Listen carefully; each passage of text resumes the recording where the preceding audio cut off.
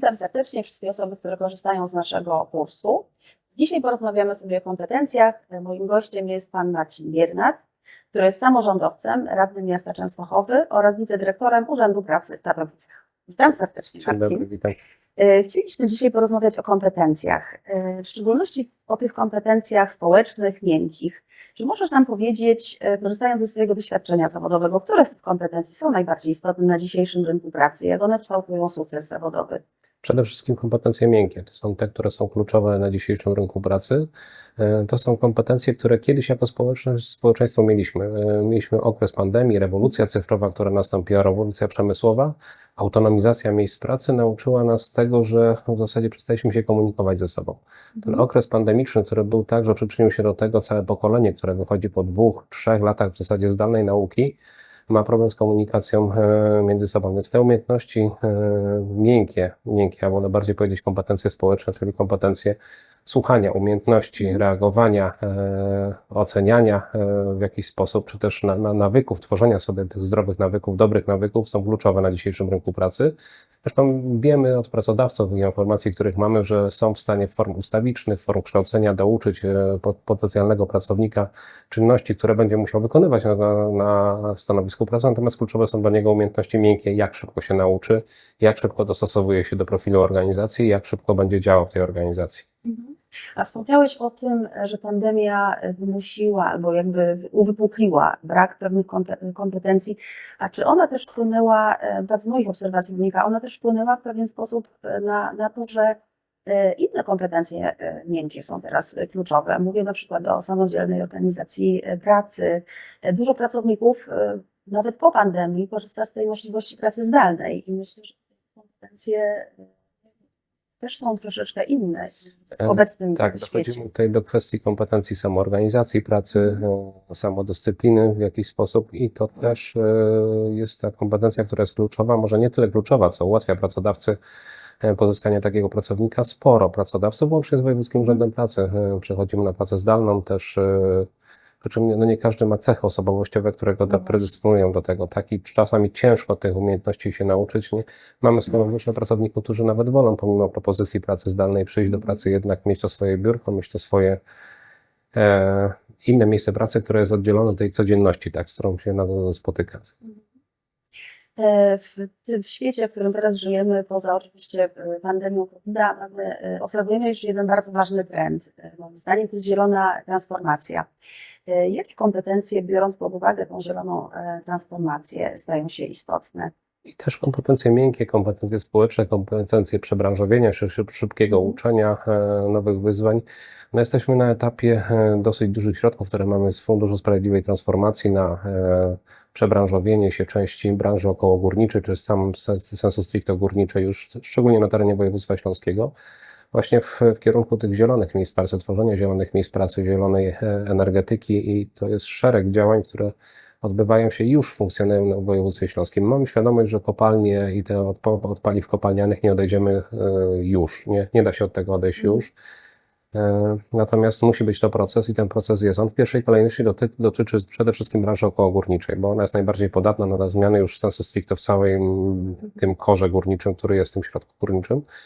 I rzeczywiście te procesy następują, tak? Część przedsiębiorstw się przestawia na inną produkcję, na produkcję bardziej ekologiczną, na usługi w ogóle, które są bardziej ekologiczne. To są czasami małe elementy, nie wiem, inna segregacja śmieci, czy też jakieś działania w ramach przedsiębiorstwa oszczędności papieru, energii, etc., ale one są już zauważalne, nie?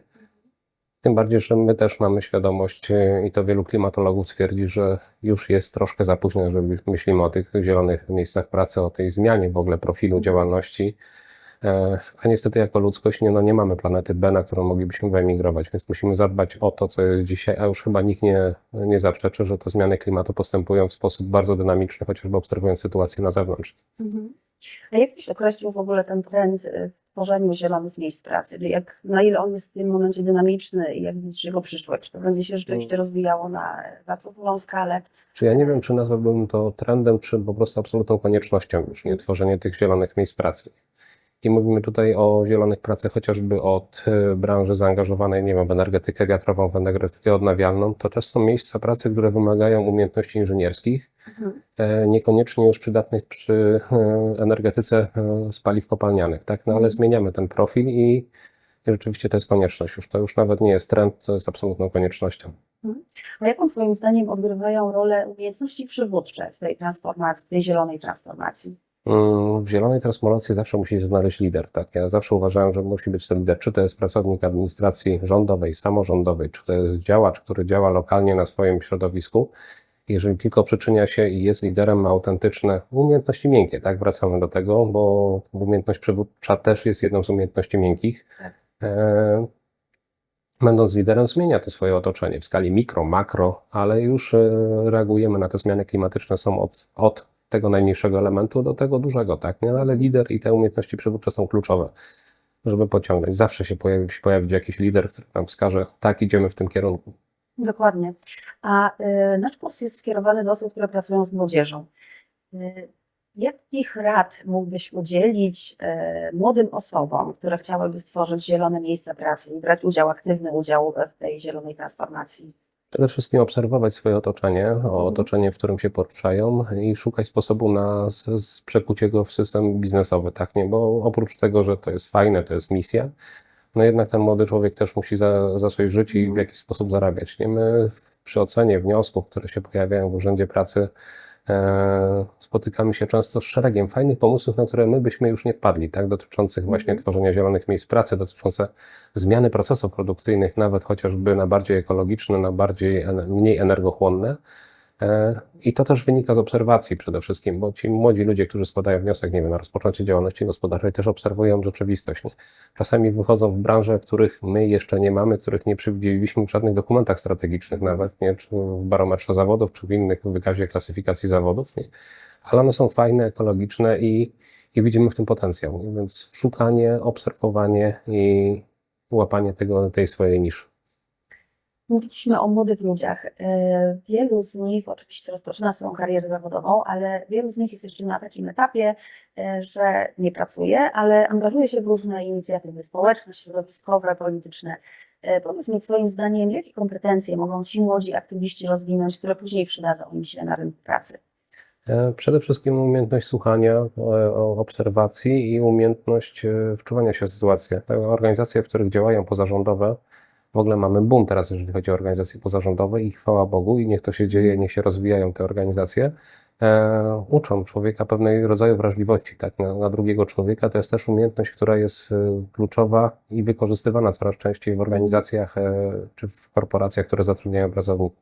Czyli umiejętność słuchania, analizy tego, co z obserwacji, bo to jest kluczowe, jeżeli chodzi o te kompetencje miękkie, które się nabywa w organizacjach pozarządowych. A teraz chciałabym zapytać o Twoje własne doświadczenia. Powiedz mi, w pracy, którą wykonujesz, jakie Twoim zdaniem kompetencje są naprawdę kluczowe, najważniejsze? Umiejętność słuchania ludzi to jest przede wszystkim umiejętność czytelnego wydawania poleceń, bo to jest często problem ten komunikacyjny, który jest na etapie pracowników, niezrozumiałość poleceń, to prowadzi często do jakichś konfliktów, no to jest umiejętność kluczowa, a także wsłuchiwania się w to tętnienie organizacji, co się dzieje wewnątrz, oprócz tego takiego elementu chociażby sprawnego działania, to też są elementy podskórne, które tam prowadzą czasem do jakichś konfliktów i umiejętność wsłuchania się, zażegnania go na tym wczesnym etapie jest kluczowa. A propos konfliktów, a może niekoniecznie chcę zapytać o konflikty, ale o wyzwanie. Czy możesz nam powiedzieć o jakimś wyjątkowo trudnym wyzwaniu w Twojej karierze zawodowej? Jakiego rodzaju kompetencji tutaj musiałeś użyć albo pokazać się, żeby móc ten problem rozwiązać? Ciężko wymienić taki jeden problem, czy też główny element, natomiast powiem o szeregu kompetencji, które mi zawsze pomagają. To przede wszystkim umiejętność słuchania, tak, rozmowy z ludźmi, z pracownikami, bo to wnosi dużo więcej czasami niż rozmowa tylko i wyłącznie za pośrednictwem maili, czyli ja też osobiście wolę jednak spotkania twarzą w twarz, one mi więcej dają i więcej z nich wynoszę z narad z takich typowych burz mózgów niż z 1000 maili, tak, które wpływają, informują, wpływają czasami na zmianę decyzyjną. Więc to jest kluczowe, nie? Przynajmniej dla mnie tak. Ja odczuwam tą potrzebę jednak kontaktu z ludźmi. Jak mówił Arystoteles, człowiek jest zwierzęciem ludzkim i właśnie wśród ludzi się realizuje, więc ja mam taką potrzebę. I to Tak. jest dla mnie kluczowe. Bardzo Ci dziękuję za to, że poświęciłeś swój czas, żeby z nami porozmawiać. To ja dziękuję za pytanie. Życzę powodzenia w rozwoju kompetencji, bo myślę, że rozwój kompetencji nie kończy się w pewnym momencie w życiu, ale naprawdę przez całe życie uczymy się tego. Wszyscy działamy teraz i wszystkie środki unijne, które są większość środków unijnych na tych kompetencje miękkie, to właśnie jest w ramach projektów Long Life Learning, czyli uczymy się całe życie.